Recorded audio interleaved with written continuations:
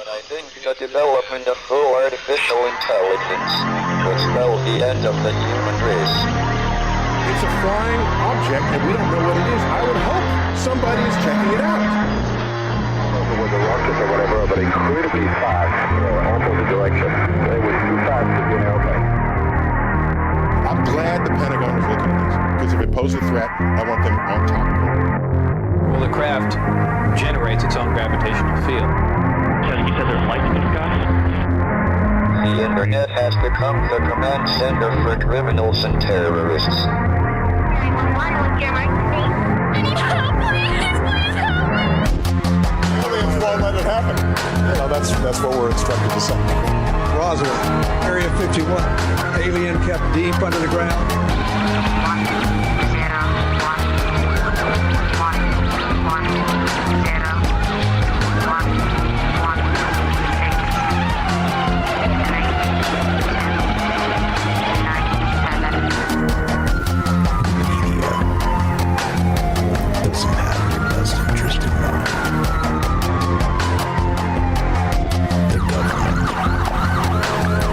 self-serving. You're here for a reason.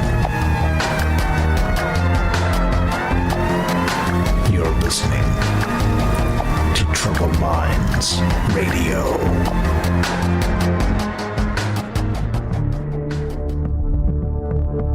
Broadcasting live from a secret bunker just off the extraterrestrial highway.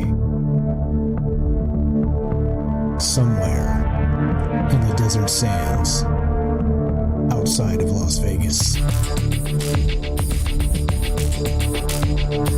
From somewhere in space-time, loosely labeled Generation X on planet Earth.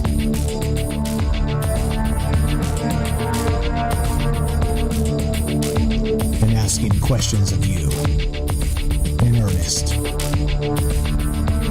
into the digital darkness.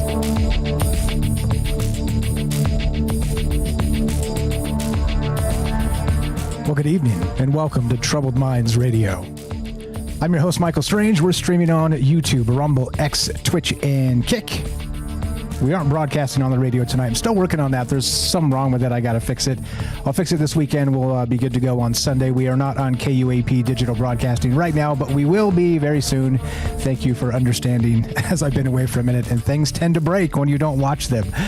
Tonight, we got a doozy for you. As usual, that's the whole point of these shows, is to really sort of expand the mind in terms of what it means, as I always say, to be human. Not just together and as the collective and in this wild, crazy world ruled by algorithmic control and all the rest.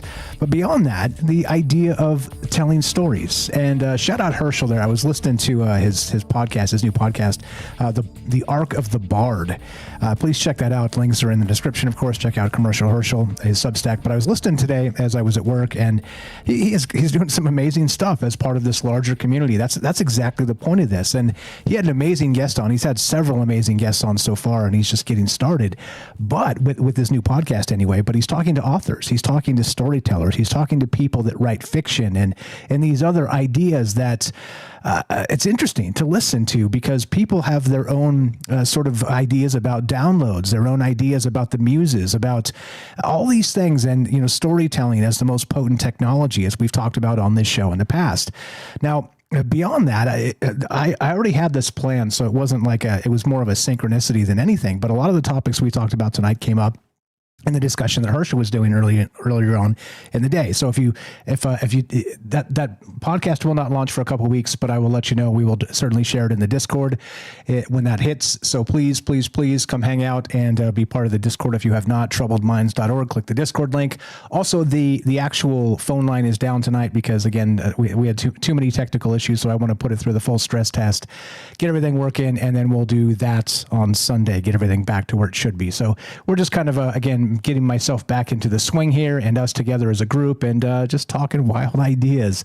And I've got a wild one for you this evening. Shall we? Shall we just get right to it? I'm going to read this. Now, I was going to do the teleprompter, but it's a little weird because I need to change that. I was breathing too much and all snorting and stuff, all bulgy like a moose. Anyway, I'm going to just read it old school and do it this way. But check this out. This is what this is about. What if every story you've ever loved wasn't invented? What if it was remembered? Tonight, I want to take you somewhere uncomfortable, somewhere that flips everything you think you know about fiction, about mythology, about why we tell stories at all. And I'm going to start with a simple question that nobody seems to be asking. Why do humans tell stories? Now, I know what you're thinking. We tell stories to entertain ourselves, to pass the time, to teach lessons, to connect with each other. And sure, all of that is true on the surface, but it doesn't explain the compulsion. It doesn't explain why every single culture on earth, without exception, developed storytelling traditions. Again, a good conversation with Herschel today on his podcast about the oral tradition and where this stuff comes from. I continue here. It doesn't explain why a child will demand the same story night after night with an intensity that borders on desperation. It doesn't explain why certain narrative beats hit us so hard that we weep in movie theaters over people who don't exist. Joseph Campbell spent his life studying this. He documented what he called the monomyth. We've talked about it often on the show, the hero's journey. This universal story structure that appears everywhere. The call to adventure, the threshold crossing, the descent into darkness, the trials and temptations, the mentor who guides and then disappears, the supreme ordeal, the transformation, and of course the return.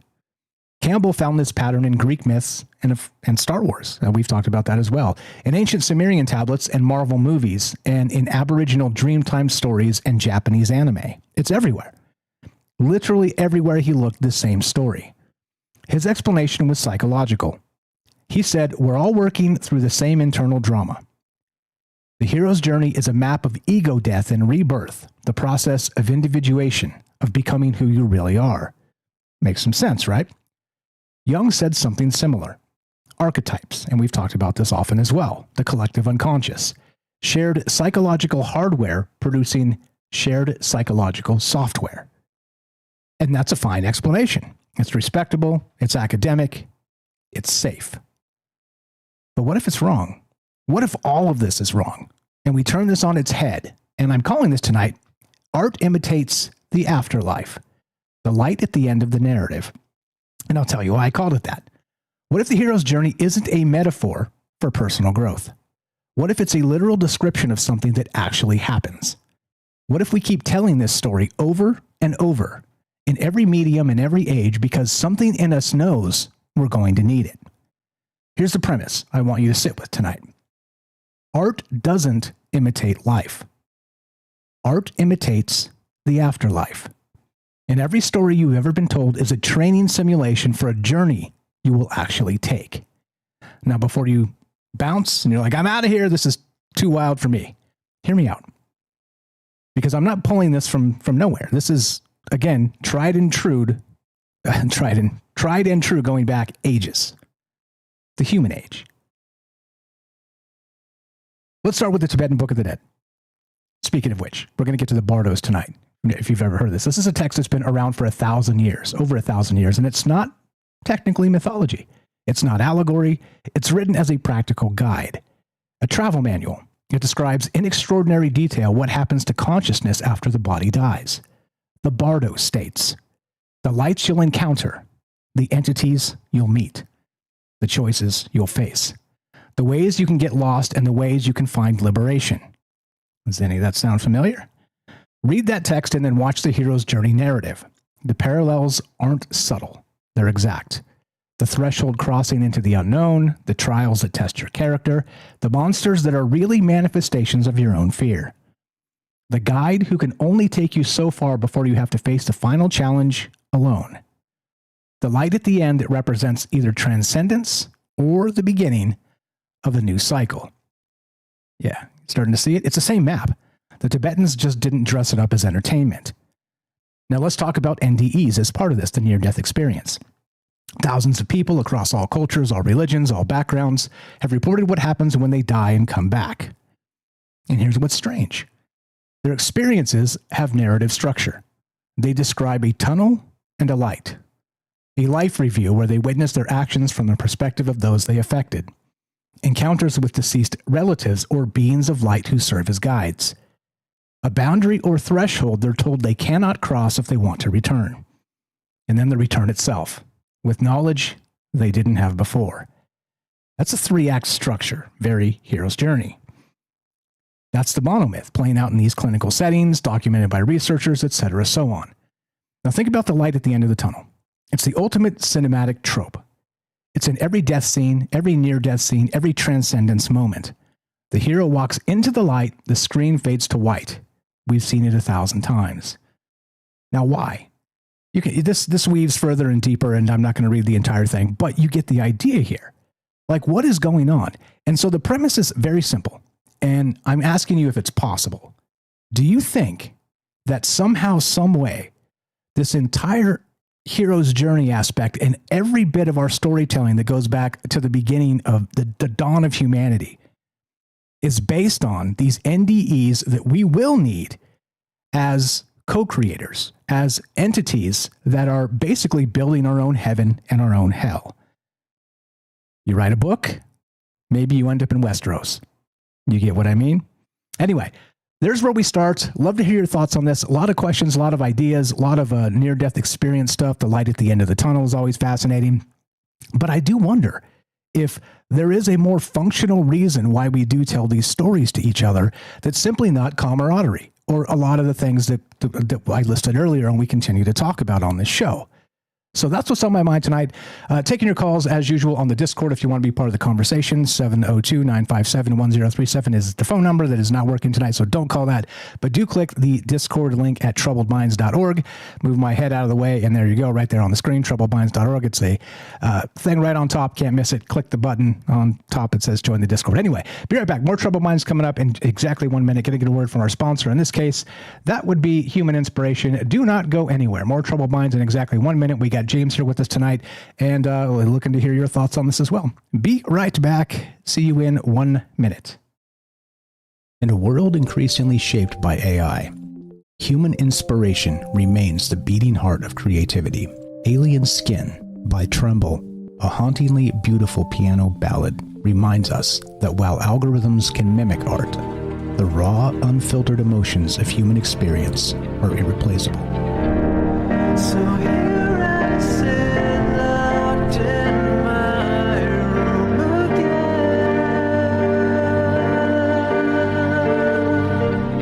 Written and composed by Jesse Ian in collaboration with Todd Smith, this progressive masterpiece delves into the depths of internalized grief and the silent toll of artistic compromise.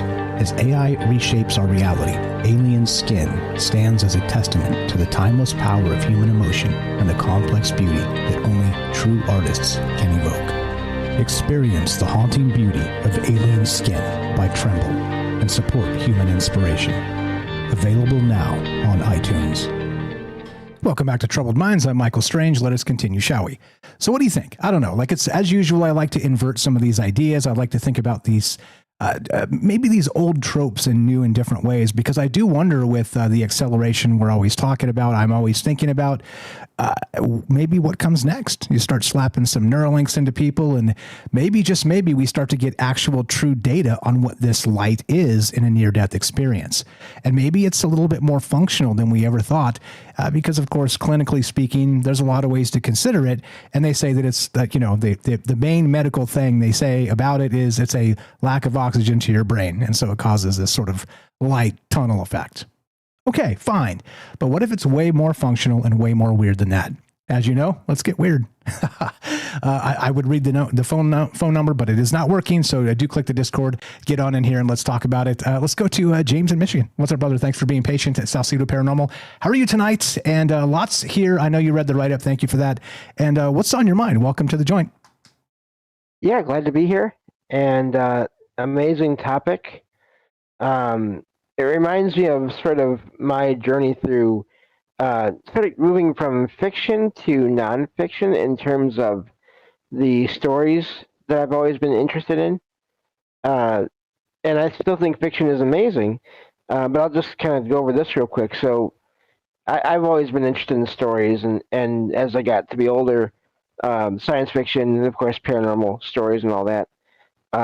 And so I always thought they were amazing, but then years later I started getting into researching the paranormal and all the aspects of that, near-death experiences being one aspect. I've never really looked into any one thing in a deep way, so I don't know a ton about near-death experiences, but the thing that's fascinating to me about all this is I've read a lot of paranormal and or ghost stories over the years that were fiction, only to look into reports from people who had experiences where they were similar to what was coming out in fiction.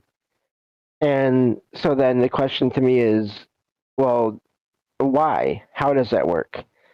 And I don't doubt that in some cases, some of the people that maybe have written some of these fictional stories have possibly had experiences or heard about them, know people that have, but I also wonder, could they have come up with these things on their own or through, again, downloads, the muses, whatever you want to call that, getting messages or information from other levels of reality, or other realities, even other dimensions, who knows? And I believe I've had experience with that as well in my own, back when I was writing a lot more fiction. But so I just think it's fascinating. And one thing I've come across too with this, talking about mythology and cultures around the world, when people these days have experiences with visitations from loved ones that have passed on, the version of an afterlife, or the afterlife, or whatever you want to call that, it seems to be influenced by, or at least, I don't know, I guess that's the best way to put it, influenced by the beliefs of the people involved in the experience. So that makes me wonder, again, is there one version of an afterlife? And I don't know the answer to that, except to say it seems possible based on all the accounts I've found over the years. And if that's the case, then I would think you would get memories and or even just glimpses of memories of what it may have been like in between when we were here and when we were elsewhere. Yeah, it is highly fascinating that all these NDEs, again, cultures, time, space, whatever, it turns into this a very parallel story, a very parallel experience. And I do wonder, as you're describing the muses and sort of where these ideas do come from, if there is some actual capacity for us to tune into that. So, and this is speculation that goes back to people channeling entities and all manner of things. But I think the one thing that any creative person, any writer, any musician, anybody who creates anything can really agree with in some capacity is that inspiration strikes out of nowhere. Inspiration is one of those things that, you could have writer's block, or suddenly you could, kind of just go into this weird trance and almost do automatic writing and just smash like 6 chapters of your book for some reason that's been pent up forever. And so where does that come from? And there is certainly human things you can do to kind of speed the process along. But beyond that, and in the metaphysical sense, I think it's wild and wonderful to consider that maybe there is something happening that draws us not to just the storytelling experience, but also the fact that we're trying to sort of make heads and tails of the same singular, not the mono myth, but the mono story, basically, which is at the end of it all, there is a light. And as we've talked to Dr. Courtney Brown in the past of Farsight, some say stay away from the light. Some say go into the light. It is part of the cosmic recycling process of reincarnation. But what does it mean? I don't know. And again, just throwing some ideas out there. And of course, what do you guys think as part of those, part of the larger conversation? Go ahead, James. What else you got? Yeah, and I mean, even in some cases where maybe it doesn't, I've had a couple of experiences where I didn't get, like, I have situations where characters just appeared and or they started doing things that I had not planned. And I mean, there's varying opinions on what that is. I don't know, but I've also had situations just once or twice where I was writing where it felt like I was seeing a movie or seeing the story in my mind and then just typing it out. And it was, I didn't get a ton of like 6 chapters done necessarily, but the scenes I was working on, just the time went by so fast, and I finished them, and it was easy. It was like I wasn't coming up with it. It was literally, I felt like I had tuned into something or something had tuned into me, and I was writing about something that happened somewhere. And so again, I mean, does that mean that there's a multiverse where when sometimes writers pick up on things that happen elsewhere? I don't know, but even if it's sort of some metaphysical plane elsewhere, then that's still picking up on things that did not come directly just from us. Yeah, oddly enough. And once again, we still know, like we know the human story, and yet it still moves us to tears. These cycles of these stories that we continue to tell, they still get us.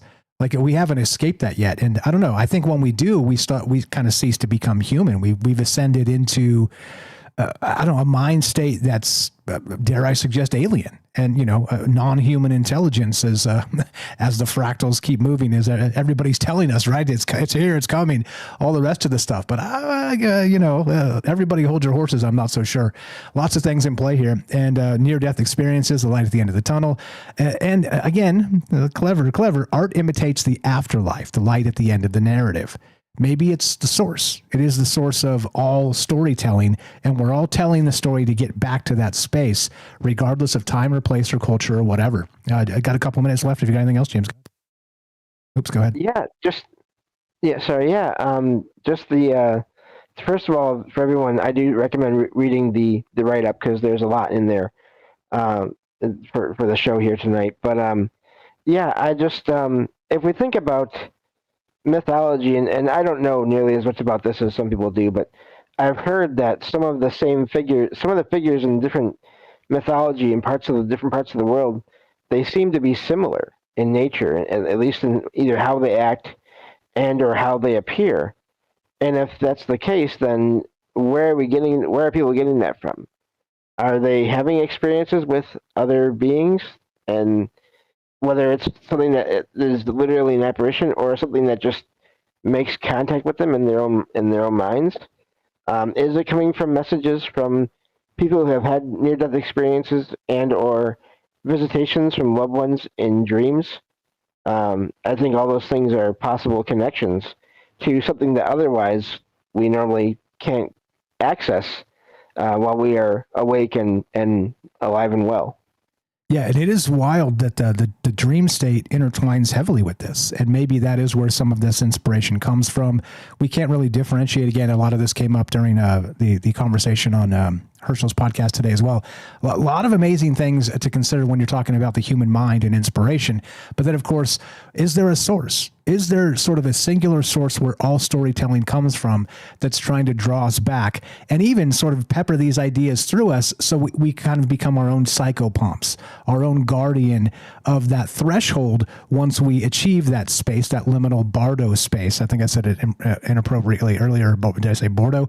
The bardo space of the Tibetan Book of the Dead is that there's like the 6 stages of liminality, and a lot of that has to do everything with what we're talking about with Joseph Campbell and Carl Jung, but then also leading us back to ourselves, which again sounds very cyclical and very weird, but maybe this is what we're dealing with. I don't know. Final thought, James. Yeah, I mean, even just thinking about there's an Egyptian Book of the Dead. A lot of cultures around the world do have their ideas about what comes after, and some of the similarities could probably be a whole other show. So I might do that at some point, actually.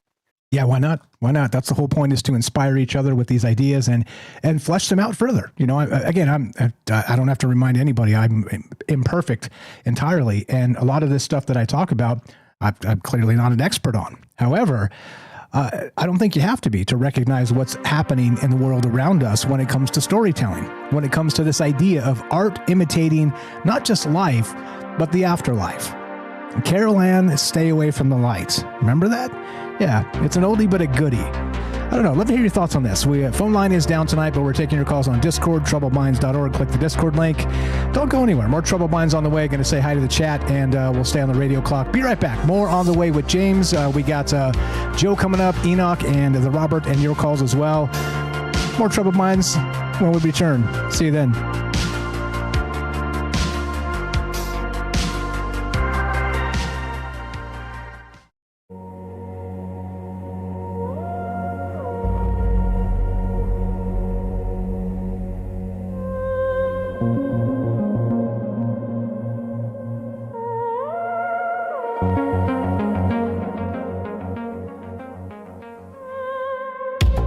You traced my outline on a program sleeve, black ink bleeding through a torn white dream. You said, stay here on this final page. Then you turned away, let the margins fade. Is this the light at the end of the narrative, or just the burn of an exit sign? Are we a scene that the writer edits, or two lost kids stuck in the margins of time? Heart imitates the afterlife,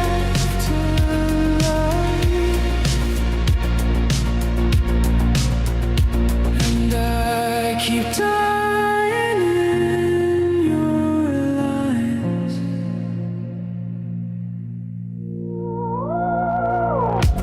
Shadows on carpet from the flicker glow screen. Our faces glitching in a looped type scene.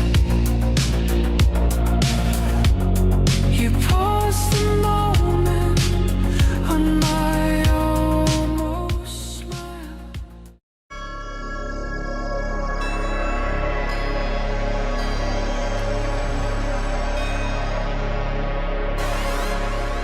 Welcome back to Troubled Minds. All the places, all the things, troubledminds.org. Click the Discord link, come say hi.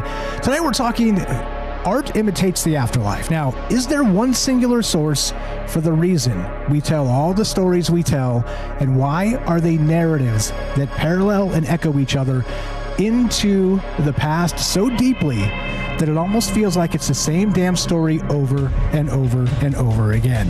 Love to hear your thoughts on this. A lot of ways to look at this and consider these ideas, which is exactly the point, to talk to each other and consider them sort of outside the paradigm of non-creative thought. I mean, we're not doctors and dentists and, that type of, I mean, if you are, good on you.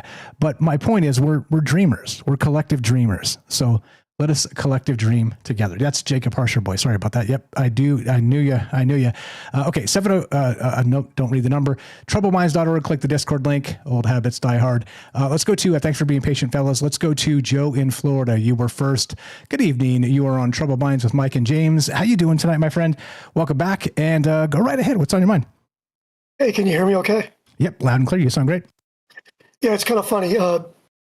Thought always occurs to my mind what happens when we die, here and there, and I might have put it in the chat a little bit, but sometimes I'm thinking before we come back to whatever that is, we're like in an airplane and we're kind of in paradise, and it's like, oh, I don't want to leave paradise, I don't want to go, but somebody inevitably lights it on fire, so you got to get out of the plane, and then you're back here, and it's no fun. But what happens if it's less fun when we go back into the light? And I'm sure some of us here have done or have heard some of the videos from that guy Morg that has a YouTube channel about the God of the Old Testament being the bad God, but the real source excuse me, is the light that really we should go back to, but we've been conditioned or trapped in this cycle for the loosh, as Night Stalker would say, that they feed on the loosh on a never-ending cycle of the Wheel of Karma. But as far as the need to tell stories, to me, it gets into a question I had in college about like being an atheist. If you didn't have any belief, but you still have to have hope for tomorrow. I would imagine that people that have no belief in anything, and that maybe think that when they die we just turn into worms, that there's people out there like that. And they still go on. They still probably watch movies and they watch TV like everybody else, but they're still being fed what we see in the media, what we see around us. Another thing that just made me think about too is if we do come back and we have these near-death experiences and things, one would assume that time doesn't exist outside of our bodies. And assuming that we do go somewhere, who's to know that we're not recycled, not only here, but on different planets or different realms. I'm not saying that UFOs aren't true, because I believe in UFOs and things like that. But who's to say, and James kind of alluded to this, that maybe on some of these third encounters or fourth encounters, whatever they are, what of a close encounter, that maybe some of those are actually not near-death experiences, but recollections of things from maybe lives that we lived on other planets. Yeah. Does that make sense? Yeah, or not even necessarily planets in our mind, the astral or whatever, like all these different places, the dream realm, the Aboriginal dreaming, like that kind of came up in the write-up there. There's so much to it. You're absolutely right. Yeah, go ahead. So, it's kind of funny because I had, without getting into it, maybe when we have one more time here and there, but I've shared in the past, but I'm getting through a year of health struggles. And I was put under anesthesia a couple of weeks ago. Anesthesiologist looks at me and he goes, "Dude, you're taking lorazepam for sleep." He's like, "What, are you crazy?" He's like, "You're going to lose your memory when you're 55. So I've stopped cold turkey before, but you bet your ass that night I stopped taking that cold turkey. Would you believe? And I dream from time to time. When I do dream, it's typically violent. That's why I have a weighted blanket, because I get up swinging sometimes. But as of late, I've been dreaming like, not that I fly, but I could jump. I have been getting more ideas. I wake up with more things at 3 o'clock in the morning. Not boners, just things in my head at 3 o'clock in the morning. So things like that do come to me. And I start to remember how I was when I was much younger. Probably when it was an age of innocence, when you didn't have a mortgage and health insurance and bills to pay, right? So we take those medicines, whatever they are, over the counter, not over the counter, whatever it is. And I'm not saying don't do it. I've never done a drug in my life. Believe me, I wish I would go back and do some mind altering. I really do. I really wish I could. Don't do drugs, kids. All the disclaimers. Go ahead. But I really wish I could do, I really wish I could see the machine elves. I just don't know that I would come back totally functional. However, kind of lost my train of thought on here. I think that dreaming and having all those aspects and being open to that, the more our bodies aren't polluted here. Obviously, we all know the more open we could be to what else is out there. And maybe that doesn't come to fruition. Maybe you do write a book, because that's all we can do. Maybe some of us get a TV show. But if you look at Roddenberry, right, it is a healthy dream of the future, not a dystopian one. And we all know that as we think that maybe our story on this planet is drawing to a change, that change could be dystopian. That change could be a Star Trek future, but we know in that Star Trek future that before that future came, we had to go through a dystopian hellscape, if everybody knows, in the past in Roddenberry's, history of the Earth. So that's all bad. I could tell you one thing that I think about all of this. I think that no matter what we believe, where we go, what we see, if we stay, if we come back, And maybe we do come back out of boredom. Maybe we do have a chance to stay where we're at. Okay. I can't see any of us learning any more lessons than we have. If spirits and souls were learning lessons, by definition, there'd probably be less people on this planet than more. If that makes any type of idea, unless it's unlimited. But if we're all here to learn a lesson and the population just keeps growing, what lesson are we really learning except eating up the resources and wanting to kill each other?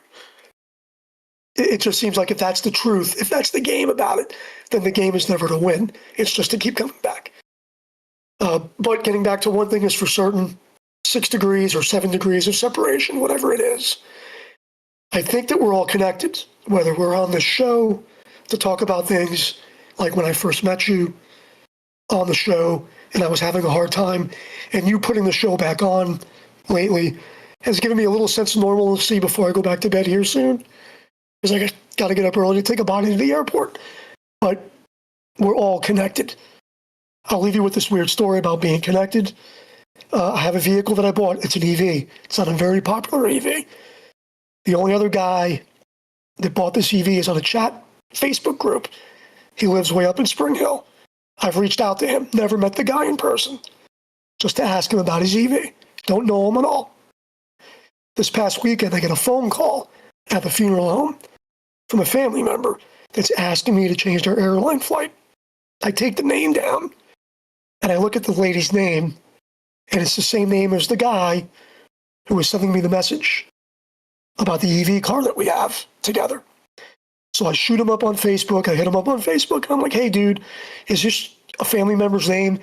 He literally messages me back, and he goes, what are the chances? He goes, you just called my house because we're going to North Carolina, but I need you to change a flight because my uncle-in-law passed away. Whoa. And it was it was just spooky from that point on. And I basically wrote him a letter, signed it, so he could change his flight with Frontier. So we're all connected, even in the minors. Things like just a simple car that literally, I think only like 1,200 of the units were sold in the United States. So, and I'm happy with the EV, but they're pulling out, and there's complaints about it. But I like the vehicle. Thank God it's just a lease. Because I will give it back. I'm not a big fan of EV. I like the EV, but I'm not a big fan of EVs. That's a whole other story. I've rambled enough. I'm a big fan of synchronicities, and you got a stack of them. So appreciate you I very just much. had that this week, and I have another synchronicity about when I came out of one of my surgeries. Which, if we have a chance to talk, if you do a show on synchronicity, let me know or something, because I was literally getting wheeled out of the hospital. I told my wife, hey, that looks like somebody I know. And I literally get home from the hospital, basically telling you the story, and I go on Facebook, and it's a fellow DJ whose husband was in the hospital that day to get something done to the spinal cord to release pressure on it. And I message her on Facebook, and I go, hey, you at this so-and-so hospital? And she goes, yeah, how'd you know? And I'm like, they wheeled me right by your room. And she was like, what the fudge? Yeah, that happened. Like, I've had like 2 synchronicities like in 3 weeks. So anyway, have a good night, guys. I won't be on long. See you next week, hopefully. You're the best. Appreciate the call. A synchronicity storm happening around Joe. Keep your ear to the ground. You never know what's coming next. Totally weird, man. Sleep well when you get back to sleep, and we'll talk to you soon. Have a great night. Have a good night. You too. You know him, you love him, Joe in Florida, the official undertaker of Troubled Minds Radio. Ha ha ha. Good, literally been a good friend for years, and we met on the show and just kind of hit it off, and we've been weird bros from other coasts for quite a long time now. Great stuff there. Anything on what he said, James, regarding any of that stuff? Definitely synchronicities play here. It's really most of what we do these days. But anything you got, and then we'll get to Enoch and the Robert. Thanks for being patient, fellas. Yeah, I think one word that Joe said, great call as always, he mentioned change. And I do think, if you think about it, whether you believe in whatever you believe in that happens after the body does stop working, it's a change. You're not the same as you were. And it seems like all stories are about one kind of change or another, and even one kind of death or another. Maybe not always a physical death, but a death of a certain, personality or a way that you existed at one point, and in a story, things are happening to where that may not be possible anymore. So I think that change is a big aspect of all of this, and I think that's another thing that is always at the heart of most stories, I think.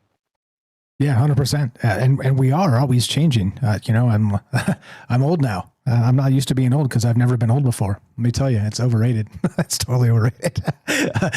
Give me back my 30-year-old body, and I'll keep my 50-year-old brain, though. But yeah, wild stuff. I mean, change is the only constant. And again, maybe it is the coherence of all that information and why we do tell the stories, because of exactly that. You can't even sort of, the same person, same river, never twice. Shout out Rivers, a friend of ours there. But that's the point of this, is change is the one constant that maybe the coherence of sort of a static story of Odysseus or whatever, it sticks and maybe makes some sense to us when we're 10, and also makes sense to us when we're 90, if, knock on wood, we're so lucky to live that long. But yeah, wild stuff. I think maybe that's what this is all about. Transmutation, says Matzal in the chat. Absolutely. Yeah. So, and again, I mean, there's so many accounts of the world changing and moving from one world to another, and a physical world even. The whole idea of like an end of the world, it's not always just the end as in everything is done. It's an end to the way things were, and then something new is going to happen after. So that's all I have for now. Awesome. Well said. I'm not sure. I thought Austin was first. You guys tell me. Were you first, Austin? Because now my list says Robert was first. So you clarify that pretty please for me in the chat. I don't want to cut in line here, but we're going to take another call in a second here. But back to the premise real quick. Let me just reiterate what's going on. So I'm calling this Art Imitates the Afterlife, the light at the end of the narrative. Now, of course, that's the OBE light. That's the actual like the stay away from the light, Carol Ann. And that's the whole point of this, is that maybe all the stories we've been telling forever originate from that light to prepare us. We're our own psychopomps. We're our own guardians of the threshold. And if we don't tell these cyclical stories, very Joseph Campbell-esque, very Carl Jung, then we're gonna miss the boat. Literally. I mean, maybe not literally, but the boat in Ra and Horus, like sort of the Egyptian Book of the Dead. You got to catch the boat. I don't know. Anyway, so you get what I mean. That's the point here. Is this where this comes from? And is there a coincidence when it comes to these types of things? Nobody in the chat. Anybody clarify who was first there? I don't know if Austin was first. You can let him go. I was before. Okay, got it. Copy that. Thank you. Okay, got it. Let's go to the Robert. Thanks for being patient and gracious with each other. The Robert in Pennsylvania. What's up, my man? You're on Troubled Minds with Mike and James. We're talking about something that's right down your alley. Yeah, welcome. Happy New Year to you and yours, and welcome back to the joint. And what do you know about the light at the end of the narrative, my friend? Just unmute and go right ahead. I am wearing headphones. Oh, well, that's better. Okay, no background noise? No, we're good. I don't know what happened, but it's fixed. Welcome to Troubled Minds. Go right ahead. What's on your mind, my man? How you doing, old man? Hey, getting old is overrated. Let me tell you what. I'm well. I hope you are as well. I certainly missed the show. I'm glad you're back. Hope everything's well. Thank you. I'm a writer, right? And a lot of what happens when somebody dies and moves into the afterlife is they're taken through a library. There's all these books. It's like an infinite library, and it can reach in and pull a book, and it's their life. And what I think about something like that is that, along with what the topic you're speaking about, is that the whole story was written before the incarnate experienced it. Yeah, I figured this would be right down your alley, because you and I have talked about this before. And I do wonder if all this is pre-scripted, and this came up in Herschel's podcast today as well. Is there such a thing as a unique story? Can you tell a new story? Or are we just stuck in these same cycles of telling the same thing over and over again for maybe this particular reason or some other reason? I don't know. Can you tell a unique story? Is it possible? Sure it is. And I've written a couple stories that deal with just that very thing. And I'm not BSing anyone with those stories. They're fiction, but they're based on what my knowledge is of this whole thing. Yeah, when we sleep, we go back to where we originate from, and we rehearse our lines for the next day. Just like Shakespeare said, it's a stage. The world's a stage, and we are but players on it. And he knew something, just like your article said. Shakespeare knew something. Exactly. And it feels that way, right? It certainly feels that way. Mm-hmm. So what is the compulsion then? What is the compulsion for, again, back to that in the narrative there, like a little child that's like, tell me the same story again and again and again and again. It's like weirdly compulsive about something that seems so frivolous. That's just our imagination sort of tickling each other's brains in that the best of ways. But why is it that we're drawn to this so heavily from cradle to grave, basically? It's just it's part of the script. All right, we're a story within a story. Right, we are the story, but there's a story within the story, and those are the books we read or the movies we see. Okay, I can follow that, but still, why the compulsion? Is it literally that we, I don't know, haven't created like a new type of art that will kind of take us away from storytelling? Or is it just... I've said this to you before, Michael. All right, why are we here? And there seems to be that the most common explanation is that we're here to learn to love, which makes no sense to me, because from where we originate from, there's nothing but love. So why do we have to learn it here? Right? No, we're here to entertain. We're here to entertain ourselves, and you might think, well, how is that entertaining for somebody who is down their luck and living on the streets and taking and shooting up? It's entertainment. It's when you go to see a film and you see a character, a main character possibly, who is really having a rough time and is in bad shape and is losing his mind or whatever, we're being entertained by that. So we're entertaining each other. And we're also being monitored. The old idea of the watchers, right? There's an audience up there watching us perform our little story. And when we pass on, they decide whether we get the Academy Award or we get the Raspberry Prize. Nominate me for the Razzie when we get there. I volunteer. I definitely volunteer. I often wondered... all the books that have ever been written, the stories, let's say Christmas Carol or Oliver Twist, because I'm fond of Dickens. If all those stories that were created by their authors manifested themselves in some other realm, because there's an old philosophy that what you think you create. Yeah, that's hit my mind as part of this too. Like, like creating a character. When we've talked about this in the past, but drawing sort of I don't know, like a fictional space, something you thought you created, but it's real somewhere. It's actually real somewhere. You just kind of tapped into it, and it's sort of manifesting itself through the lens of the muses and your creative outlet, which is writing in this case. So, I don't know, man. I think it's complicated. Look where we're going. Look where we're going with AI. All right, we can put ourselves in our own movie. Yeah. Oh, yeah. Remember, I predicted all this too. It's interesting that's exactly what I've always believed, that we are somewhere else in wherever we originated from. That's where we are, and we're creating our own movie. And now we're doing that. We're doing that in a 3-dimensional, 4-dimensional, 5-dimensional way with the AI. We're living our own story. We're creating it from where we're at, and then we're also able to create ourselves in a movie, just like we're being created from. Our story's being created from where we originate from. We're doing that. We're about to do that now. In this reality.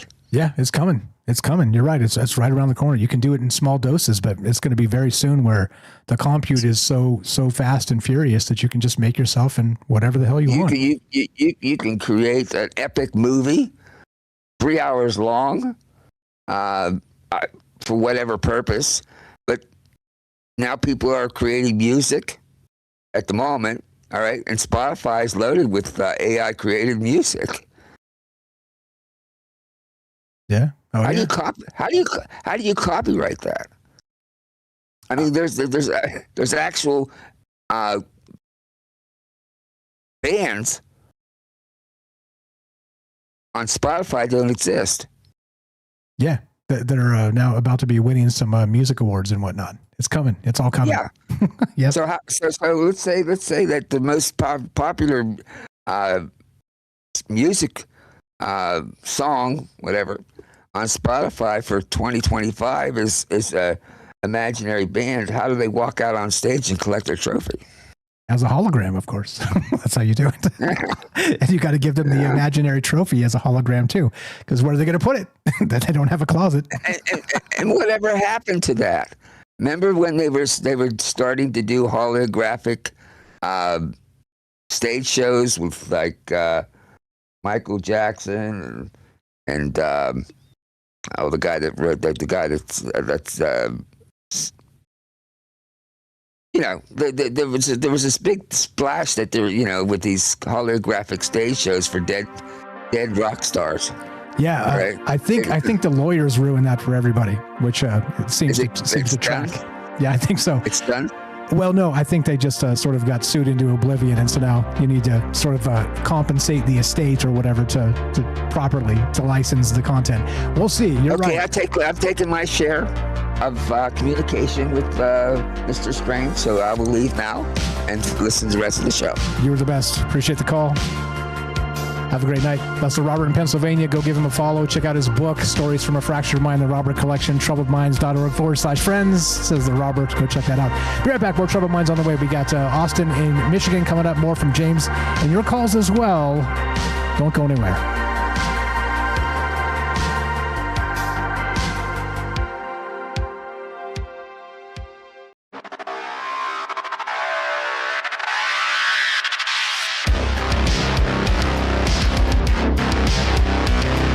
Welcome back to Troubled Minds. I'm your host, Michael Strange. All the places, all the things, troubledminds.org to find them all. Follow our friends, help our friends. Let's do this together. Again, we're growing together as a community, as an idea space, as just a place to get together and hang out and have fun and support each other. Tonight we're talking, I'm calling this Art Imitates the Afterlife, the light at the end of the narrative. Now, what the hell does that mean? How about this? What if the hero's journey isn't a metaphor? What if every story you've ever loved is a training simulation for something you'll actually experience? We keep telling the same story across every culture and every age. Maybe we're not inventing it. Maybe we're remembering it. And maybe we're supposed to. Maybe it is us being the guardian of our own threshold, that psychopomp that draws us across and into the light or away from the light, as it were. As usual, look, I'm no guru or anything. I'm just me. I'm just a guy thinking about weird stuff and lucky enough to have a bunch of amazing folks and collaborators to talk about this stuff with. I mean, like I said, if without you guys, I'm mumbling to myself in a corner, and that's a bad look. So thank you for legitimizing my weirdness. Love to hear you guys' thoughts on this. We got Austin coming up. Anything, James, real quick, and we'll go to Austin, and then the rest of these calls. Welcome back. Yeah, not too much right now. Just great calls from Joe and from Robert, and looking forward to the rest. Indeed. James. Okay, let's go. Let's do it. I don't know how Austin keeps getting bumped to the bottom, but let's go. Austin in Michigan. What's going on, brother? You're on Troubled Minds. How are you tonight? What's on your mind? Go right ahead. Hello. Hey, mic check. 1, 2. We got you this time. Okay. Loud yes. And clear. Bergong. Excellent. I said it in Spanish. I learned a new word. Perfect. I won't ask. Go ahead. What's on your mind? Well, I wrote some stuff oh yeah, I have a little quote that I want to share that I think will add up into all of our minds investigating the subject collectively together. Fire away. And what lies behind us and what lies before us are tiny matters compared to what lies within us. And I was going to end that with something that I got out of here. It's that I think that that light is what we're all made out of. Yeah. We all come from the light, go to the light because we are the light. Yeah, and it's really easy. I think the nervous system is like, over time as we age, I think it's designed to entrap us in the identity of the five senses, and we forget what we came from. We forget like our source, our true nature. And there's exercises that I've been practicing that I believe have greatly enhanced my ability to retain these feelings, which are like Qigong and Shaolin self-mastery course. After 3 years of practicing it, they taught me how to breathe in week 1. They taught me a little bit more about breathing after month 11, and another like exercise that is just breathing focused. And I've applied it to everything I do at work, at home, etc. My daily disciplines, all of it. It's really helped. Oh, and the hand massage balls, the bioting balls. Crazy about how something like that can do so much. It's not so much what they do, it's more of what you're focusing on when you're using them. You're focusing on the feeling in your hand, the difference between the in the middle, the in between of relaxation and tension. And the more you practice, the more you can start to feel your mind like callousing to this new muscle of how much I don't think there's a limit to how much you can do this. That's why I'm speaking this way. I think it's very much just a thing that you can literally sacrifice your entire life for, and you're going to get some stuff out of it. Like, it's always a return in some way. And I believe it helps you take care and of whatever you want in this lifetime with family, relatives. It helps you communicate and understanding and know that what you're saying has been understood, because you've gone deeper on being honest with yourself when you practice it, and you would just unlock new little nuggets of what honesty feels like.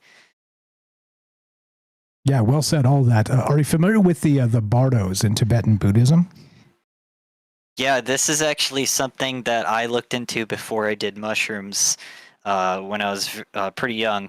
And yeah, I think I was like, before I was 14, for a few years, I was looking into all kinds of stuff, and the Tibetan Book of the Dead and the Dying NASA Gym videos, which are like really controversial, very short videos and could be fake, but I mixed it all up with Andrew D. Basiago and Jordan Maxwell in those days, the Tibetan Book of the Dead. That was a huge part of my journey, actually. That was probably gave me a little bit of an edge, illusionarily gave me an edge, because really what it did was just allowed me to notice things in myself that were distracting me more in a way, just by going through this Tibetan Book of the Dead.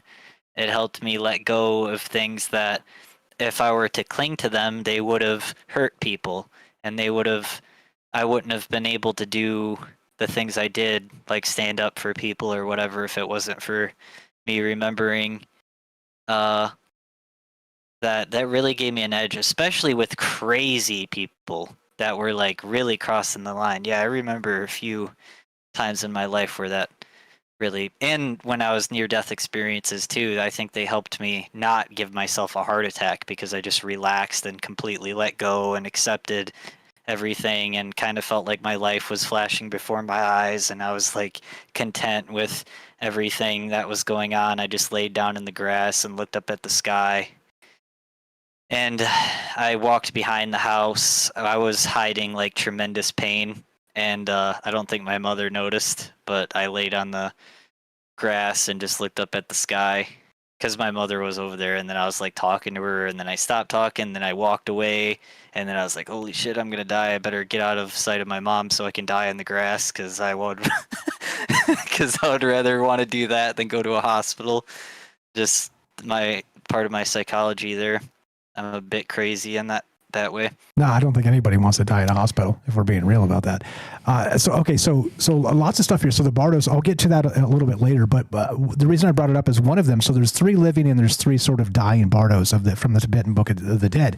And one of them, so the first one is just like life. It is the thing we all experience. It's sort of like the normie version of everything.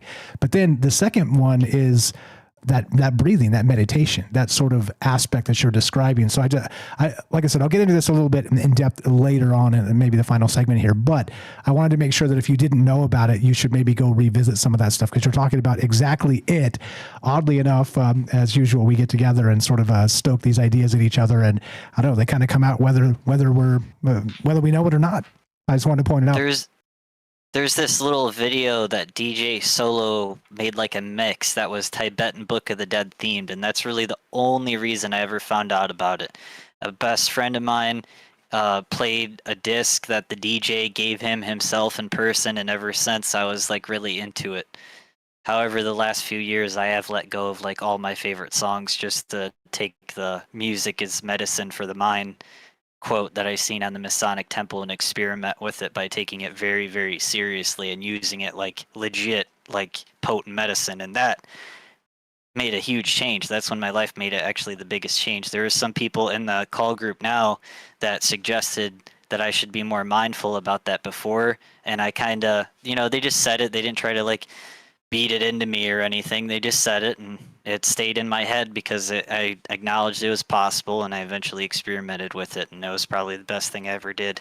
Because now when I'm working, I'm doing roofing now, and when I'm working, I don't recall the songs I would recall when I was younger. I recall like prayers and stuff instead, and that really helps. It's a huge boost because I like to use some of them, like the Heart Sutra, for example, I think would go great with the Tibetan Book of the Dead. The Shaolin Temple shows favoritism towards this mantra. I'm not saying it's their favorite. Mantra is just like what your thought is like. So just changing your thought patterns, your mantras, you're supposed to be able to like completely change your life just from that, but understandably so, because that's what perceives everything. Well said. Well said. And yeah, so it's the bardo of meditation. So 1, it's the bardo of this life. 2, the bardo of dream.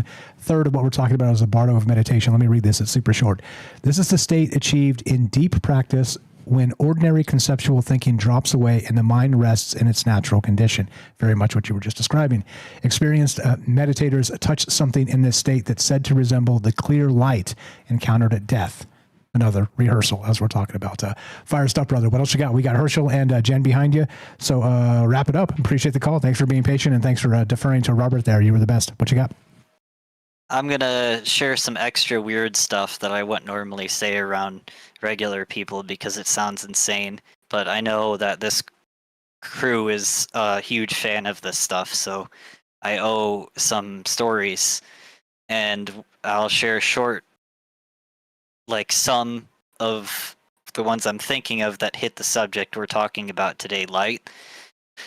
I found within the past few months that I've been able to see light with my eyes closed and use it, and playing with my dog, for example. Like I can focus on it, go into that clear state. It's similar to the death experience, but now it's just from training, and it's just become more of a muscle. And I've been playing with my dog with my eyes closed more, so she'll like try to, when me and my dog play, she'll like try to bite me and claw me and kick me and everything. Like she just goes crazy depending on how slow I'm breathing. Now, when I'm breathing really, really slow and focused, my dog will attack me, and if you've seen it, you would think she's trying to kill me.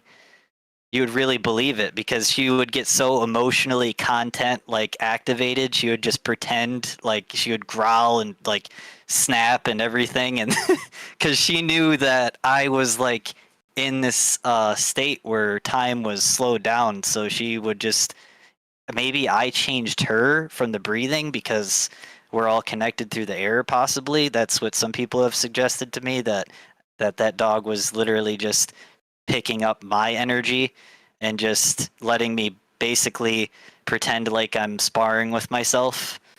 And she would just, we would go on for as long as I could keep focused on breathing. We would be out in the backyard for like an hour, and there was times I'd be screaming when I'm like trying to rip a stick out of my dog's mouth and she's not letting go. Yeah, there's dogs definitely have that sixth sense, and so maybe it is part of the respiration aspect. Maybe it's a little bit more fun for her. I don't like that. I'm sure the science. My would heart was suggest slowing it. down. Yeah, my exactly. heartbeat was slowing down. They say they can feel that.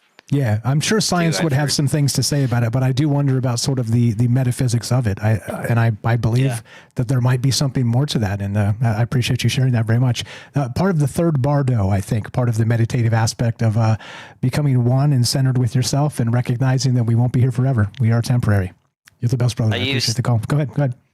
I use Claude AI to enhance my investigation of all this stuff as well, and I have had Claude make like several books that I gotta check out tonight that I haven't looked in a while. I've been fasting from Claude for months, and I like to fast from pretty much as many things as possible just to see if I'm letting it control me and I'm not controlling it. Just to test that, to test myself, because sometimes I don't. If I'm not certain, I'll experiment. But yeah, that's about it. I won't go on it. You're good. I think we got to watch that. We all got to watch that. Limit the access to some of the AI tools, or you're going to turn into a muppet. You're the best, brother. Appreciate you very much. Thanks for the call, and we'll talk to you soon. Have a great night. Happy New Year, and you're the best. God be with you. You as well. Thank you so much. That's Austin in Michigan. Good friend for a long time. Enoch, affectionately, on Discord. Come join the Discord. Come meet these amazing people. And like I always say, they're more amazing than they seem here because I cut them off and, all the rest of the stuff. I'm sort of bullying people. All right, now talk. Speaking of which, let's go to a commercial. Herschel, what's up, brother? How are you tonight? Talk. You're on Troubled Minds. I'm okay. How's the sound? I'm trying a different configuration. Can you hear me? Yep, you sound great. Welcome to the thing. Good. Go right ahead. Excellent. Okay, yeah, well, the thing I'm so curious. I really want to know where stories come from. And that's why I started my podcast. Like, I figure if I ask enough people, I might get closer to figuring that out. Like, that's the question that I want to answer. So we're always trying to tell, our brain is always trying to tell us something. So that's like, I want to know what I'm trying to tell myself. And the information that's in our subconscious comes from our well of experience, our life. It comes from the things that we pick up subconsciously that we're not aware that we're picking up, because your brain is always gathering data at all times, even if you're not aware of it. And then, we've had these conversations about this collective consciousness, cosmic consciousness, the collective unconscious, all of that.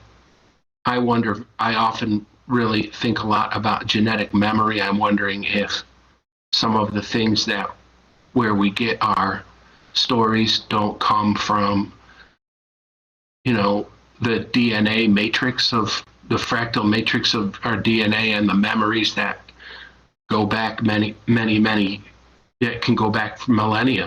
I wonder, it's so many things there are traits, and traits develop like muscles, and things are passed down. Memories might be passed down. I can remember things I've read, especially esoteric things that I have read, things of the mysteries, reading down a page and feeling with certainty that I have read these exact words before, and these are things that I've known, and these are things I know. And I'm reading it, and I'm like, when did I read this before? But I know that I didn't read it in this lifetime. You know, it was, you know what I'm saying? Like, it was the first time. Yeah, almost as if this lifetime. Those are like those reality anchors, as I like to call it, that persist, and we still feel them, even though, I mean, because a lot of these texts that are alive today, looking at the Dead Sea Scrolls, I know you know this, they're accurate, like they haven't changed in thousands of years. So I mean, there are, and that's just one example, and it makes me wonder about what other texts, what kind of things are we reading that are literally so ancient and so cooked into who we are, baked into the human aspect, that maybe, just maybe, they do come from some glowing source. And look, I know what the materialist would say, I know what the fundamentalist would say, the religious fundamentalist, and look, I get it, I can see both of those things, but I wonder if there are a third, a fourth, a fifth, a seventh, a 10th way, and that's why we do this, and as you know, why we get together.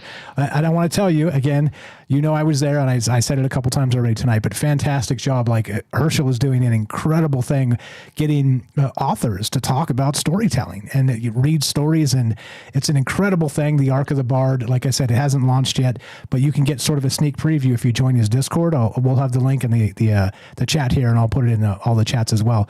But come hang out, come meet these amazing people, because he has had some incredible guests already. I'm like, damn, he's finding gold all over again. But we'll launch that properly when it comes out. But fantastic work. I wanted to point out how much I enjoyed listening to that today. So thank you for that. It meant a lot to have you there. It means so much to have the audience. It really means a lot. And I know that the guests like having a little group to talk to. So it really helps, and it means a lot to me to get the support. It really does. But going back to where I was at before,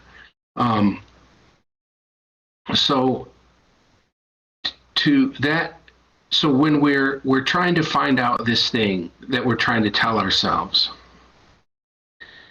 I thought today that maybe it's the world, what's the world trying to tell us? Because if our brain is a receiver of all of the information, it's not just what we're trying to tell ourselves, it's what the world is trying to tell us. So that really is, our consciousness really is a connection to everything.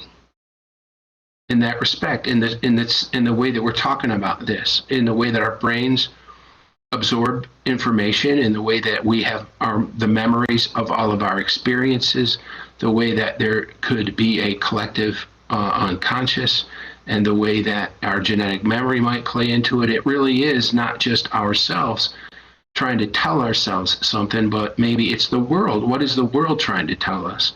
So that goes to what James mentioned earlier about how so many stories, so many archetypes, so many kind of symbols and characters show up and all over in different parts of the world.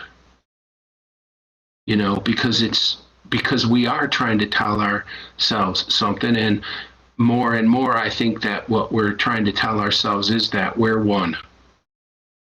Yeah, 100%. 100%. I couldn't agree more. And that's really what, again, one of the backbones of what Troubled Minds is telling those stories makes us recognize it, because your guest today was talking about Princess and the Pea and read sort of a retelling of that she wrote. And I thought it was incredible, because she akin it to her autism, which she learned late in life. Again, you guys are going to love this stuff. It's incredible. And I do wonder, right, like hearing these stories from other people, not just how they write them, but how they read them, and you can feel it really means something to them. But then also there's things in these old stories that I had no idea were there, because it's an interpretation of somebody else. And this is how we relate to each other. We see these things differently, and it's good to be able to talk about them from sort of the campfire perspective, how everybody sees it slightly differently. Just an incredible thing. And, and I think, as usual, that storytelling is the most potent technology. I think it plays, and I think it may play forever. And it's an incredible thing to think about. Yeah, I just so people, to give people that she did a retelling of The Princess and the Pea. And she likened the pea and the princess's sensitivity to the pea to the autism, to the sensitivity that autistic people have. So the princess was being punished because she could feel. And I had never heard or thought of that story like that before. Same. And once it was again, cool. Super cool. This is what I mean. Yeah. And she was brilliant too, brilliant in all the ways. Yeah. So again, oh my goodness. Yeah. Right. So we've teased that enough. That's going to come out in a couple of weeks, and when he launches his podcast, we'll promo the heck out of it. We got about a minute, and a couple minutes left. It'll be Saturday. Okay. Well, promo the heck out of that. Let me know when it launches. We'll drop it in the Discord and everywhere else. I'll put it on X and stuff. A couple minutes left. Yeah. Okay. I'll just tell you, the first guest, his name is Annika Lavina.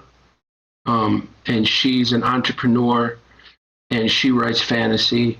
And she was a wonderful guest because she asked me questions, and that helped fill out time in the show. And it also helped me kind of get a feel for what the direction, where I needed to go with the show. It was great. I like it. I like the fact that she took the bull by the horns and started asking questions. And then the second guest, his name is Gary Moore. He was fantastic too. He's from Chicago, and he teaches children with behavioral issues from kind of impoverished backgrounds, and he's also does adult education as well. And he did residency in Waukegan at the Ray Bradbury Center. And for a while as a poet. And today we had a Dr. Alicia Anderson, who's a mythologist. And she did her dissertation, her doctoral thesis on the unconscious. Yeah. Origins of stories. How cool is that? Right down my alley. I was stoked. I was like, wow, this is incredible. And that's the point. Yeah. And she was stoked too. Yeah. She was stoked to come on. She was like, oh my gosh, your podcast description is exactly what I studied for 6 years. You're like, Sweet. Finding each other in the wicked world, as they say. You're the best, brother. We're just about out of time. If you need more, you got it on the other side. You tell me. But no, we're good. I'll be around though. Maybe I'll pop back in. But thanks everybody. It's good to be back, and Happy New Year. You were the best. Commercial Herschel. Go follow his Substack. Find it at Commercial Herschel, as you would expect. Just search it yourself. troubledminds.org/friends. Click it. Herschel. Actually, I've got the website up. I'll just show you. Click the friends on top. Scroll down. It's alphabetical. H. Herschel. Click it. He's got the sexiest link tree in the game. Go give him a follow on all the places. We're right back. More Troubled Minds coming up. We got Jen, the Arcane Observer, more from James, and your calls as well. Don't go anywhere. More Troubled Minds on the way.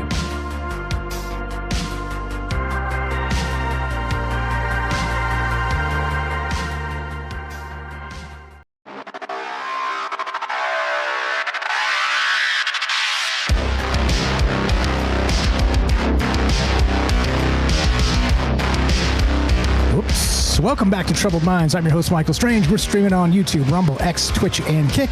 We're normally broadcasting on the Troubled Minds Radio Network. That's KUAP Digital Broadcasting.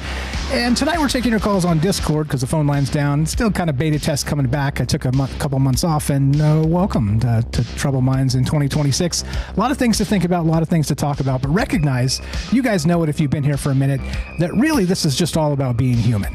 Looking at things so differently and trying to recognize that a lot of these, the parables, the allegories, all the things that we're always talking about, these fairy tales, that there's some resonance to this that I like to call human resonance that is as yet quantified. And I think it's probably spookier than, well, we probably could quantify in 2026.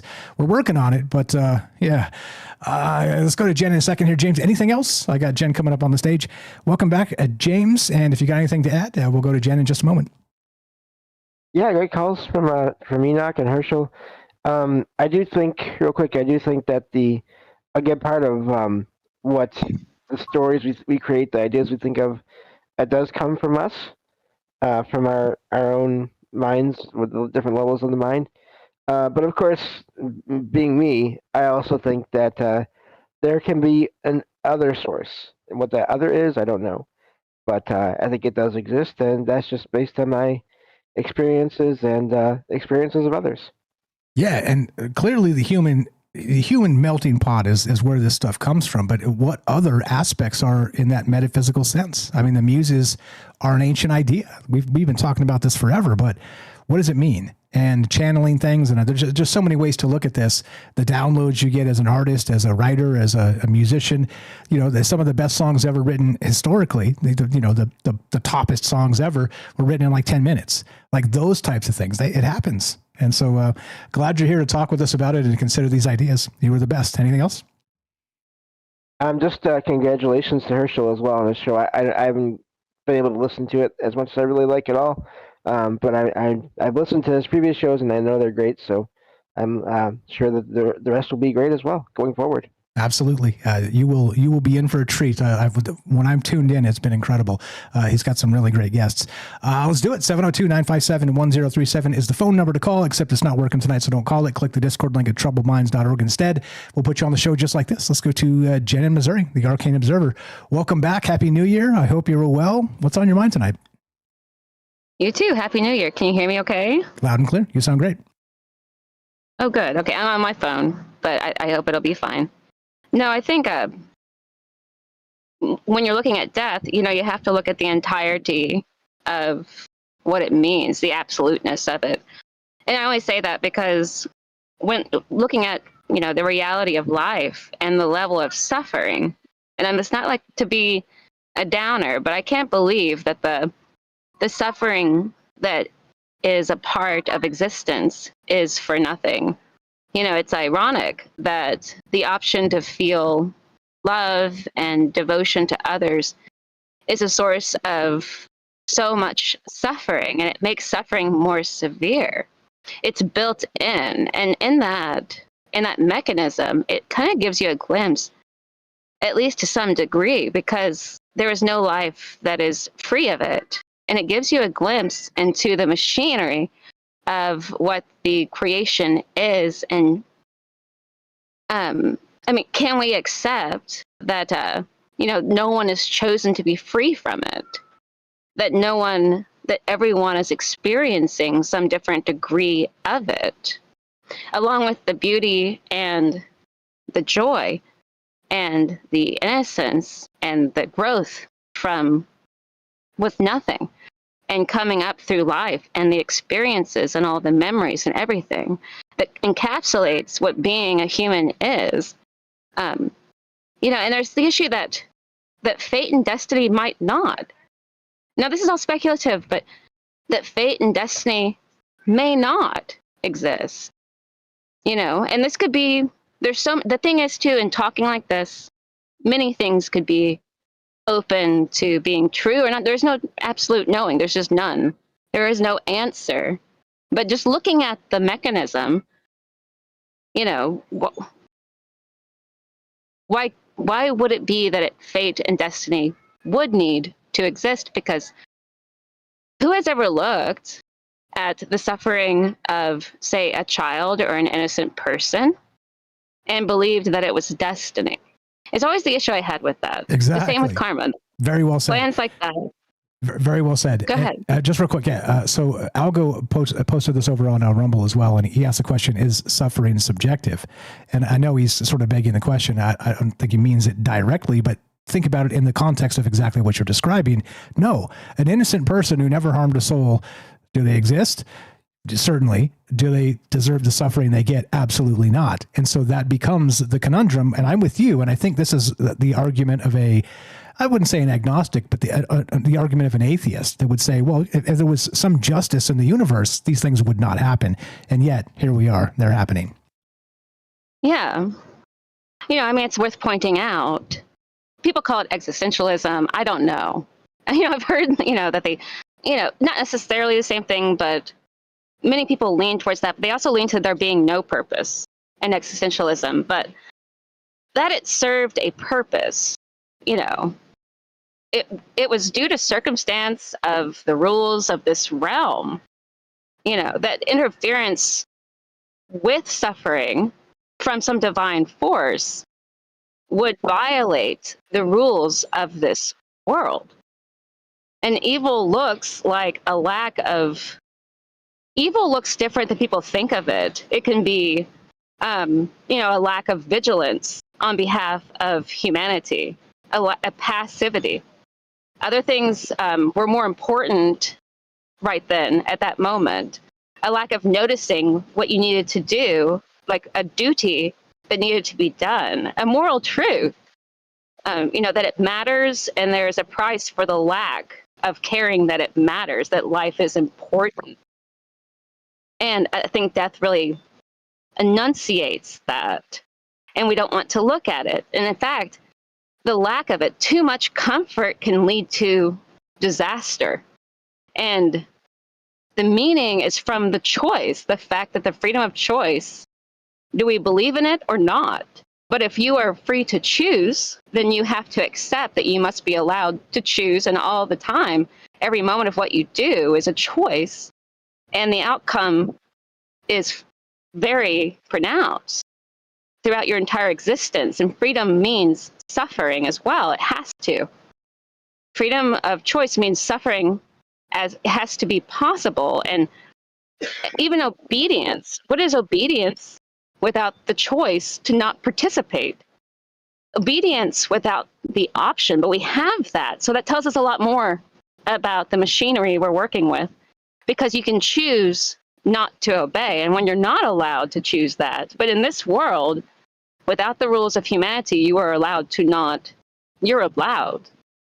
be obedient to and choose, and there's all this freedom of choice. And that tells us, a lot about this space. And we don't have to accept that suffering is necessary, which is interesting. You can disagree with it. You can hate it. But death is non-porous in this sort of thinking. I'd say that death must be a final, because otherwise it was for nothing. No end to the experience in this world, it would begin to mean nothing that you went through what you did in this world. It would begin to mean nothing. And in death must be an end. There must be a realm of the dead that does not involve the living. And in that realm, I imagine there must be a reckoning of events if there is a soul. It's not necessarily that there's a judgment, but there must be a knowing of the life that was recorded by the soul, if there is a soul. And I would assume that in my belief system, there is. That's why this is so individualized for people. And I wish it would be a place where people could be told, that you did well. But who knows? I mean, that would be enough just to be told that you did well, right? Yeah. In the, this, the Egyptian way is weigh your heart against a feather and you don't get eaten by a Apep the serpent. So, that's a good job. Yeah. Good job in the afterlife. Yes. Good job.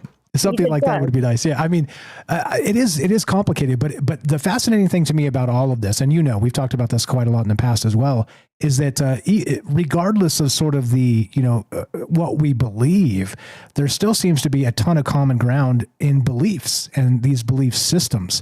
So I don't know. I think as usual, kind of mirroring these things up to each other and then asking ourselves, what do we believe and why do we believe these things from all these different walks of life is really the incredible part. And I'm glad you're here with us tonight.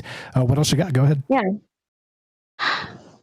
Well, okay. Like, with souls, I don't think that just because, like, in this type of thinking, if you kind of test it against itself, it wouldn't insinuate that the realm of the dead could not see the living since they've left the physical body. They could be near, I'd like to think that they can be near the people who are still in the world.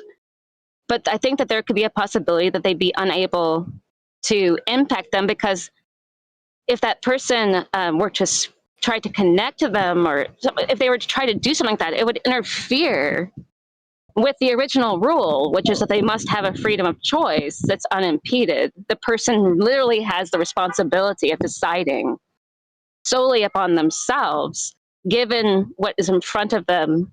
But I think that the soul of the person themselves when they were alive, could connect through the alignment of the memory of the person that is now passed from them. Like if the life that the person has lived has made an impact enough that the people who are still in the living world, when they think of them, when they have reverence for them, it guides their life, and it makes it matter more than you would think. It makes it matter that your life matters more than just living it. It makes it's important to be there as a impact for others in your realm around you immediately. But I do think that the souls can witness the living world, but they can witness if there was any impact from them living in it also. But I'm not saying that ghosts are not real. So when people experience supernatural experiences, I think that ghosts can also be real. And I think that they'd be like an imprint, a sort of pattern that's left over. That's not the soul, that's not the person, but it's like a sort of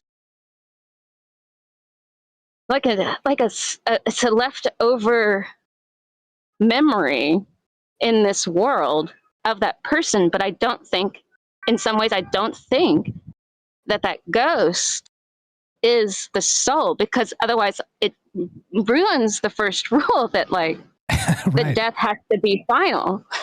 You know? Yeah, totally. Otherwise, it's porous. Exactly. Just real quick, residual human energy, sort of an imprint left behind that's not the entirety of the soul itself. Just kind of spitballing here. But I agree with you too. I think it's complicated as hell. And this is why, like I always say, you ask the right question to 1,000 different people, you're likely to get 1,000 different answers. And welcome to Troubled Minds. Fire stuff. Anything for her, James, while we got her on? Glad to have you back. Happy New Year to you, Jen. James, have you got anything? Go ahead. It's good to visit with you. It's so good to hear you again, Jen. You too. Yeah, and this you're what you're talking about there reminds me of so many reports of experiences where when people are supposedly contacted by loved ones that have passed on, no one is ever given the answer of this is what the afterlife is. This is how it all works. You don't get that. You get little pieces of little comments here and there, if you're lucky. Even that is somewhat rare. And sometimes you'll get images or you'll get a sense of what it might be like. But no one has ever, at least no one has ever revealed that they've ever gotten the whole answer of what the afterlife is. And so that's really that fact alone does hint at that necessity of the two worlds or the two levels of reality, whatever you want to call that, living and the non-living, the physical and non-physical, needing to be somewhat separate, and knowledge of each other existing, it can't be complete. Otherwise, it would disrupt everything, possibly from both sides. Possibly, And with the aliens, the concept of aliens or demons, I don't think that the system we're talking about, if it's worth considering, it doesn't negate that. There's no reason, when you consider that there could be non-human intelligence, we look at the bottom of the ocean, look at the type of creatures that are living in the world, the aliens are a real possibility. And I've thought about this with demons and things like that if demons were real, I believe that they would not be in the spirit realm. I think that death actually would be an impossible place for them to go. And so I think that even the concept of demons would have to not be in the spiritual realm, but literally in the real world to some regard. And people have talked about this throughout history in different philosophies, that the genus, and in some cases they've called it the Juno, they've just all kinds of different, ideas about that in the Gen and so on and so forth. But even with aliens specifically, you could say that they could exist because there's no rule necessarily about the existence, but there's something unique about the morality, the choices about being able to decide. For example, a dog may not think about moral decisions long term. And I think that there's a difference there. And so whether or not these non-human intelligences could be superior even in some degree, as in like they've been around with technology perhaps that's more advanced, or they could have a type of intelligence that's not human, but advanced, could still exist and could even be predatory. There's literally nothing that defines that could not be a possibility, which makes our world very interesting. But all of that could exist at the same time. And even in the death place, why would choice not continue? Even in death, choice could still continue to exist. And even the concepts about hell and things like that may not be what we think, and they may be a choice, that is made, a refusal. So that in heaven could be an acceptance of the suffering, and that it had some good reason to it. So I think that there's so many different things like that that I like to think about. But I think it's that's about it. Just that, I don't know if it's communion with acceptance or what it would be at the end, but let's hope it's not devoured by Apep the serpent. That's all I want to know. Hopefully not. Hopefully not. Let's So thank you again for chiming in here. Great to hear your voice again. It's been a minute. Have a good night. I appreciate the call. Appreciate the call. You know where you love her, that Jen, the Arcane Observer. Please go give her a follow on all the places. troubledminds.org/friends. Scroll down. Very super simple. It is alphabetical, and you can find Jen and her YouTube channel. I think she hit a bunch of stuff on her channel and is going to relaunch it at some point, but do go give it a follow in the meantime.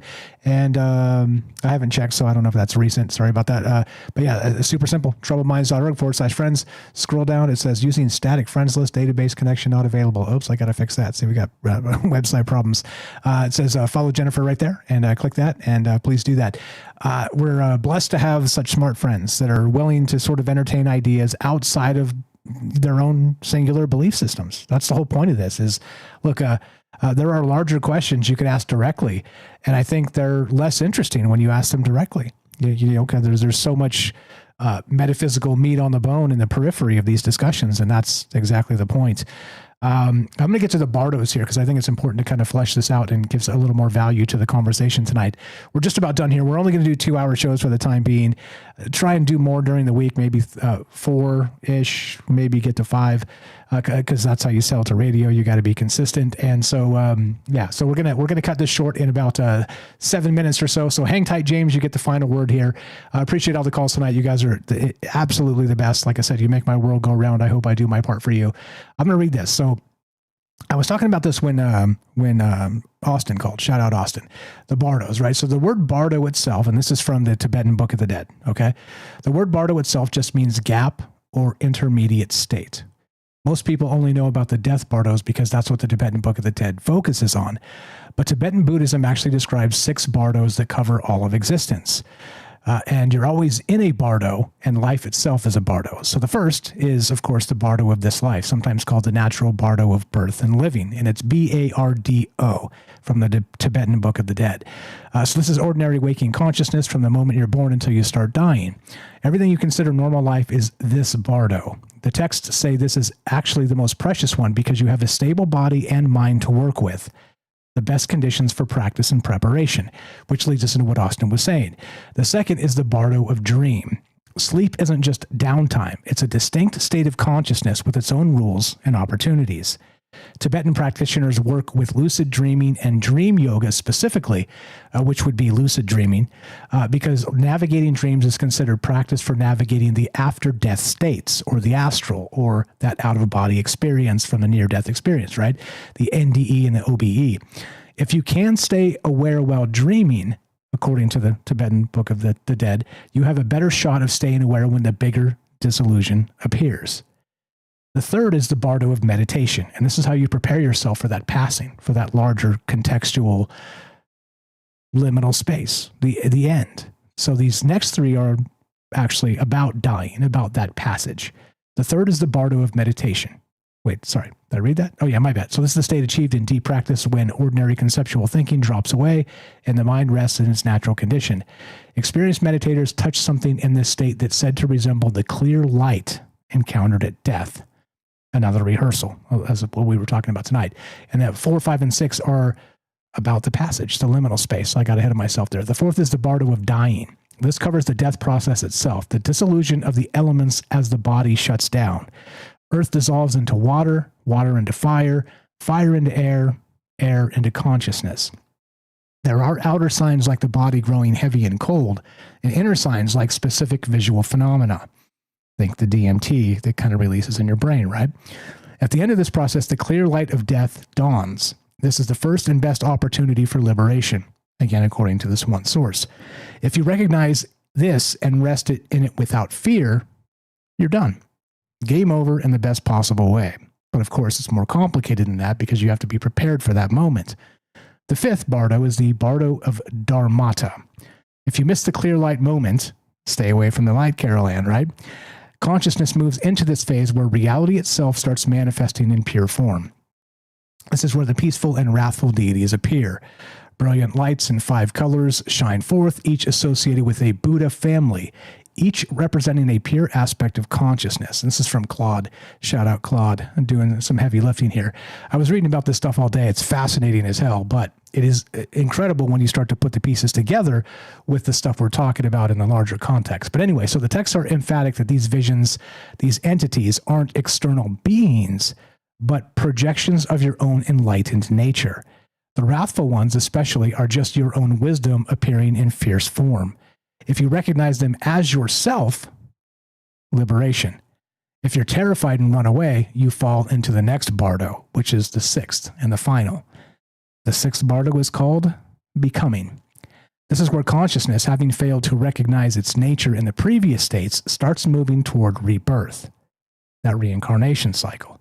You have a mental body now. You can travel anywhere instantly just by thinking of a place. You're buffeted by the winds of karma, pushed and pulled by habitual patterns, wandering toward your next life. The lights of the 6 realms appear, dimmer and more seductive than the brilliant lights you fled from before. You're drawn toward one based on your dominant karmic tendencies. Karma. Karma is a bitch, as they say. There are still opportunities for liberation here, but they're getting slimmer. Eventually, you see your future parents in union, attraction, and aversion arise based on your coming gender, and you enter the womb. The cycle begins again. Shout out to Robert, saying we have some level of choice in that matter, according to Robert and what he knows about this stuff. Appreciate all the rest of everybody's input on this. And these are, again, from the Tibetan Book of the Dead. And that's all 6 of them. And I just wanted to get that in there so we can kind of wrap this up nice and tidy at the end. And the whole framework suggests that consciousness is always transitioning, always in some intermediate state. And James, you get the final word as promised, 1.5 minutes or so, and all yours, my man. Thanks for being patient. No problem. 2 things I have found, again, going through different pages online where people have posted their experiences. Multiple times I have found people who have said they have seen, one or both of the parents have seen apparitions of a child before they had one, only to then have one that looks exactly like that child. And so the idea there is, did that child, that consciousness, was it checking out the parents, just as sort of what you described there, and did it decide to be the child of those parents? So that's a fascinating connection there to, again, reported experiences, which is sort of what I collect and what I look into. The other aspect of all this is an idea I've come up with over the years here based on all those posts. It seems like the afterlife, whatever it is, it can be different depending on where you come from and what your belief system is. And I mean, that's fascinating because it hints at there being this system set up where even if, let's say, in just a conceptual way, there was no heaven or hell or whatever you want to think about may have existed before or after, what if, throughout time, millions of humans have created their own version of an afterlife? Exactly right, which was the basis of the write-up too, by the way. James, he cheated because I gave it to him early and he read the thing before we started, but that's really the point of this conversation. Are we building our own heaven and hell?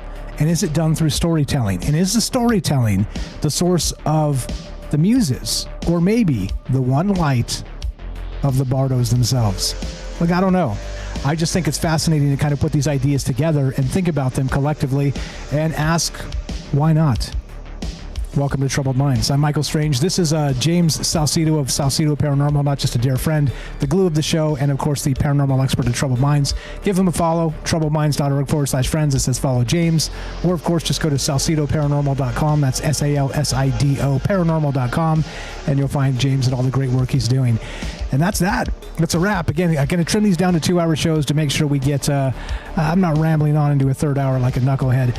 I do enough knucklehead in 2 hours, but it means we have time for maybe a fourth show during the week. So I'm working on some things, trying to get some things and some actual momentum.